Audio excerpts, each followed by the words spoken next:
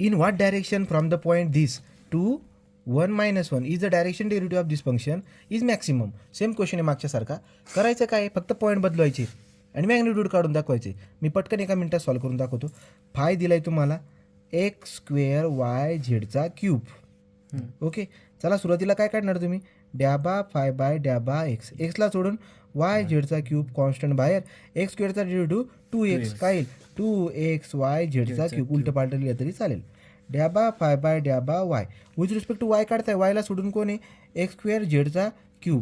ठीक आहे, आणि वायचा डेरिव्हेटिव्ह येईल 1, मग काय येईल x² z3.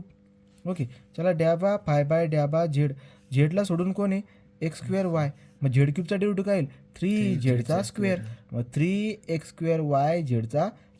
आता तुम्हाला काय करायचं आहे, तुम्हाला व्हॅल्यू टाकायची आहे. हे बघा ना, पॉईंट काय दिले तुम्हाला 2 1 - 1, याचा अर्थ x = 2 y = 1 आहे, पण 2 1 - 1 आणि z = -1 हे टाकायचे तुम्हाला. मग टाका बरं का. आता कसं करणार, 2 × x ची व्हॅल्यू किती आहे 2 × y ची व्हॅल्यू किती आहे 1, z ची व्हॅल्यू किती आहे -1/3. याला आपण सॉल्व करून टाकूया. बघा बरं, तो काय काय दिले 2 × 2 × 1 × -1 -8. याचं उत्तर किती येईल बाळांनो -8. चला पुढे या. आता याचं किती येईल बरं का, हा x किती आहे 1 आहे आणि हा z3 आहे म्हणजे 2 आहे, x किती आहे 2 आहे ना. मग बघा बरं करा, x व्हॅल्यू 2 दिले, 2चा वर्ग × -1/3 आहे. मग करा बरं का, 4 × -1 -4 किती उत्तर येईल -4. हा -4 आला, तो उत्तर आला. इथं अंडरलाईन करून घ्या, -8 आहे -4 आहे. इथं या 3 एक डायरेक्ट करा.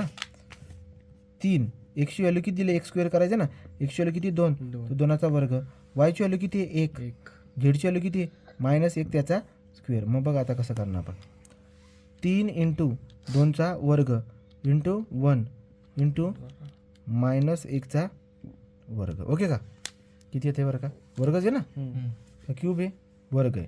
मग किती आला बाळांनो, हा आला 12. किती आला 12. मला सांगा, तुमच्याकडे डायरेक्शन डेरिव्हेटिव्हचा फॉर्म्युला काय आहे, डॅबा फाय बाय डॅबा एक्स आय कॅप डॅबा फाय बाय डॅबा वाय जे कॅप डॅबा फाय बाय डॅबा झेड के कॅप.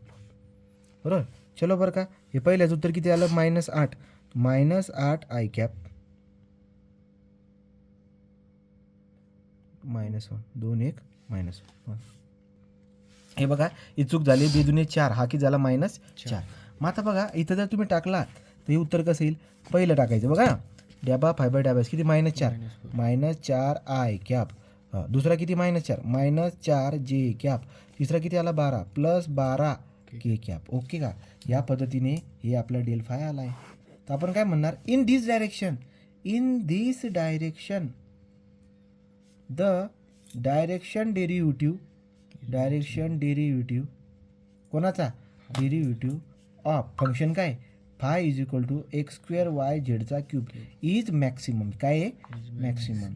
बरं मग किती बाळांनो, हे बघा डेल फाय कसं काढणार, चला बरं याची मॅग्निट्यूड काढून घेऊ. आता मॅग्निट्यूड कसं काढतात, अंडररूटमध्ये जे उत्तर काढलेत -4चा स्क्वेअर, हे बघा हे म्हणतो हे, हां प्लस पुढे अजून दुसऱ्या -4चा स्क्वेअर +12चा स्क्वेअर. करा बरं, चला तो अंडररूटमध्ये आलो, हां -4चा स्क्वेअर करा, -4चा स्क्वेअर प्लस पुन्हा -4चा स्क्वेअर पुन्हा 12चा स्क्वेअर, हे येते 4√11.